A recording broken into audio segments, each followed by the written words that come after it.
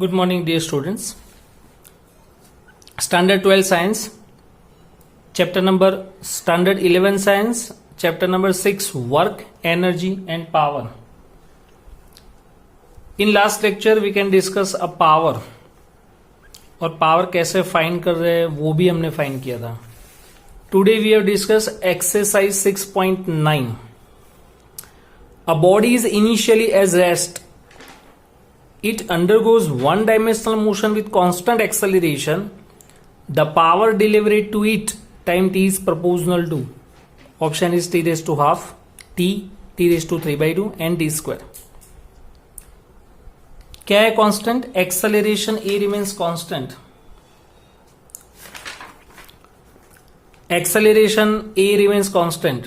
Constant हमने के assume किया, but acceleration means dv by dt. Acceleration means dv by dt. dt को multiplication में ले जाओ तो dv is equal to integration k dt. dv का integration v, k constant, dt का integration t. So velocity v is equals to kt. अब power p is equal to force into velocity, but force यानी mass into acceleration. Mass always remains constant. और acceleration वो तो question में ही constant लिखा है, तो acceleration a is equal to constant k and velocity v is equals to kt means power is directly proportional to time. तो answer is B. Next exercise 6.10. A body is moving undirectly under the influence of the source of constant power. Is displacement in time T is proportional to. Option same है, T raise to half, T raise to 3 by 2 and T square. यहां पे power constant है, means P is equal to constant की, but power P is equal to again force into velocity. Force यानी mass into acceleration, but acceleration यानी rate of change of velocity dv by dt. m को नीचे ले जाओ तो v dv is equal to k by M into dt. v dv is equal to k by M into dt. तो v raise to के ऊपर power क्या है? 1. इंटीग्रेशन में रूल्स क्या है? पावर 1 इंक्रीज करो, न्यू पावर नीचे, तो v square by 2 is equal to k by M into t. तो v square is equal to 2k by M into T. तो root of 2k by M into T raise to half, क्योंकि root होगा तो half होगा. तो velocity is directly proportional to T raise to half. अगर यहां पे question change करे, डिस्प्लेसमेंट की जगह वेलोसिटी, तो answer is A. Velocity is directly proportional to T raise to half, but यहां पे डिस्प्लेसमेंट लिखा है और एक बार इंटीग्रेशन करना पड़ेगा.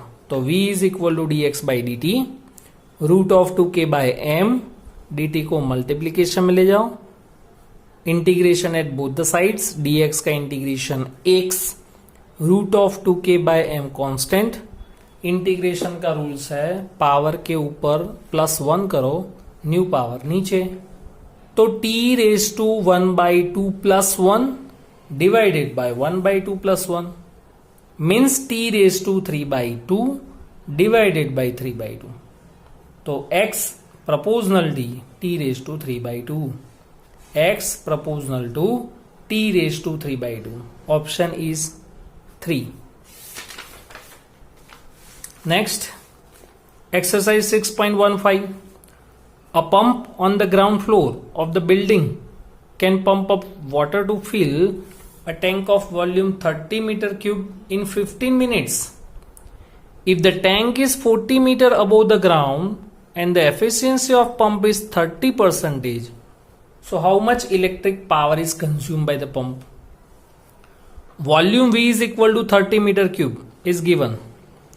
कितने टाइम में फिलअप हो रहा है? 15 मिनट्स के अंदर. हाइट कितनी है? 40 मीटर. डेंसिटी ऑफ वाटर वो आपको याद रखना है, density of water rho is equal to 10⁻³ kg per metre cube and efficiency is 30%. तो power P is equal to weight upon work upon time. कोई भी ऑब्जेक्ट अपवर्ड डायरेक्शन में जाएगा तो उसके अंदर potential energy can be increases. So mgh by t, but density यानी mass by volume. तो mass is equal to density into volume, mass की जगह density into volume, density 10⁻3, volume 30, g 9.8 and height is 40 meter, divided by time 15 minutes, convert into seconds into 60. So power P is equal to 13.07 kilowatt. 13.07 kilowatt. This is the output power. अब आपको input power find करना है, तो efficiency of pump is output power divided by input power. कोई भी machinery है, pump है या मोटर है या फिर जनरेटर है, कोई भी एफिशिएंसी पंप की कितनी आएगी, कोई भी मोटर की एफिशिएंसी कितनी आएगी, always output power to the input power ratio, output power to the input power.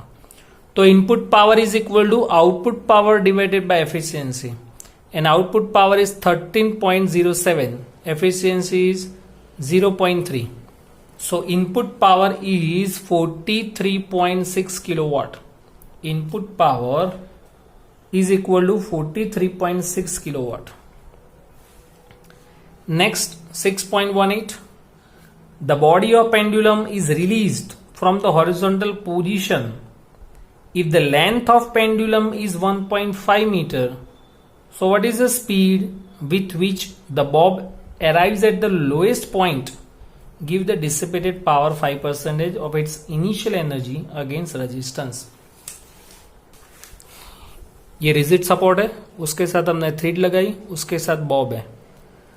Length of thread यानी हाइट 1.5 मीटर. जब ए पोजीशन में होगा तब वो स्टेबल कंडीशन में है, means potential energy can B storage in the object. जैसे हम कोई भी ऑब्जेक्ट को फ्री फॉल करवाएं, तो अभी जो ऑब्जेक्ट को हमने पकड़ के रखा है तो उसके अंदर कौन सी एनर्जी है, पोटेंशियल एनर्जी. जैसे आप फ्री फॉल करवाओ तो total potential energy convert into kinetic energy.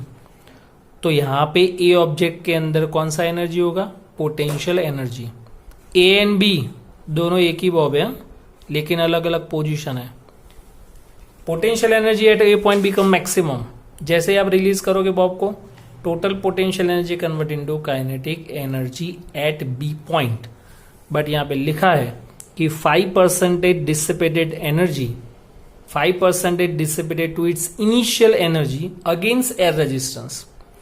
Means bob के अंदर यहाँ पे जो पोटेंशियल एनर्जी है उसमें से 5% एनर्जी लॉस होता है, तो remaining 95% energy is convert into kinetic energy.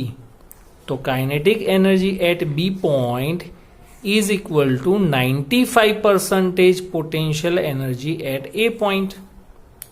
तो kinetic energy means half mv square, 95% means 95 by 100, 0.95, and potential energy is U is equals to mgh. mm cut to multiplication में ले जाओ, g 9.8 and height is 1.5. So answer is 5.3 meter per second. 5.3 meter per second. Now exercise 6.21. The blades of windmill sweep out the circle of area A. If the wind flows at the velocity v perpendicular to the circle, so what a mass of air passing through in its time t.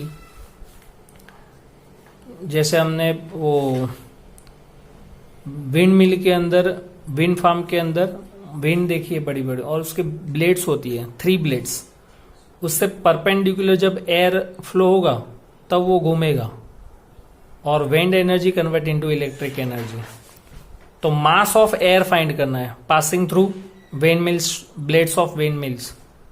Mass of air means density into volume and volume means area into length. तो volume की जगह area into length. But we know that velocity means distance upon time, यानी L by T. तो L is equal to Vt. L is equal to velocity into time. तो L is equal to velocity into time. So M is equal to rho a Vt.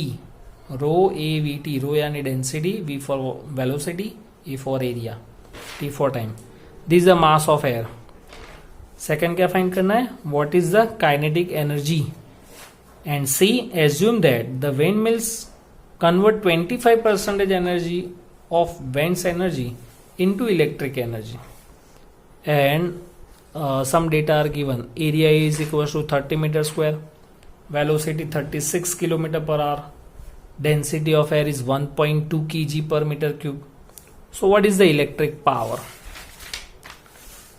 तो मास हमने find कर दिया. अब kinetic energy K equals to half mv square, m is equal to rho AVT into v square, यानी rho A V cube T by 2.